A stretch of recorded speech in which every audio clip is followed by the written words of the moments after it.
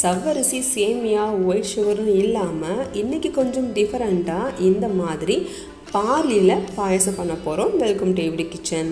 இந்த ரெசிபிக்காக 100 கிராம் அளவுக்கு பார்லி எடுத்து 2 டைம் நல்லா வாஷ் பண்ணிவிட்டு ஓவர் நைட் ஊற வச்சு எடுத்துக்கிறேன். இதை மினிமம் 3 ஹவர்ஸ் ஊற வச்சா போதும். பட் ஓவர் நைட் ஊற வச்சிங்கன்னா இந்த பார்லியில் உள்ள எல்லா குட்னஸும் அப்படியே கிடைக்கும். ட்ரை பண்ணி பாருங்கள். இப்போ ஊற வச்ச தண்ணி கூடவே சேர்த்து 300 ml தண்ணி சேர்த்து குக்கரில் மீடியம் ஃப்ளேமில் 4 விசில் விட்டுடுங்க. கூடவே ஒரு பிஞ்ச் அளவுக்கு உப்பு சேர்த்திங்கன்னா ஸ்வீட்னஸை என்ஹான்ஸ் பண்ணி காட்டும். ஒரு 4 விசில் வரட்டும் மீடியம் ஃப்ளேமில். பாருங்கள், நல்லாவே வெந்துருச்சு. இதே மாதிரி நீங்கள் செக் பண்ணி பார்த்தீங்கன்னா நல்லா குலைவாக பார்லி வெந்திருக்கும். இது ஒரு ஓரம் இருக்கட்டும். ஒரு பாத்திரத்தில் 1 கப் அளவு நாட்டு சக்கரை எடுத்திருக்கேன். அது கூடவே 1/4 கப் அளவு தண்ணி சேர்த்துட்டு சர்க்கரை கரையிற அளவுக்கு கொதிக்க விடுங்க. நல்லா கரைஞ்ச சர்க்கரையை இப்போது ஃபில்ட்ரு பண்ணி எடுத்துக்கலாம். பாத்திரத்தை நல்லா வாஷ் பண்ணிவிட்டு நான் அதிலேயே ஃபில்ட்ரு பண்ணி எடுத்துக்கிட்டேன்.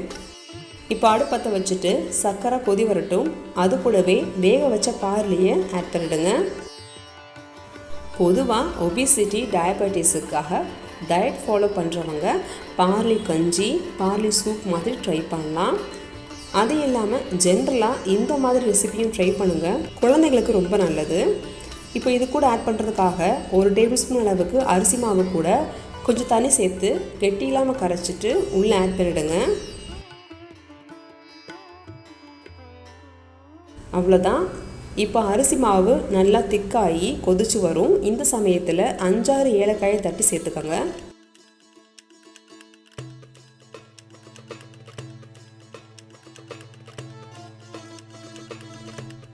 ஃபைனலாக நெய்யில் வறுத்த ட்ரை ஃப்ரூட்ஸ் நட்ஸை ஆட் பண்ணிட்டீங்கன்னா ரொம்பவே அருமையான ஹெல்த்தியான பார்லி பாயாசம் ரெடி ஆயிடுச்சு.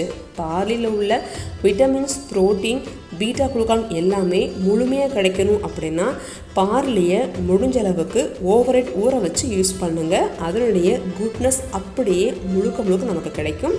குறிப்பாக குழந்தைங்கள்லேருந்து பெரியவங்க வரைக்கும் ஹெல்த்தியான இந்த ரெசிபியை மறக்காமல் ட்ரை பண்ணி பாருங்கள்.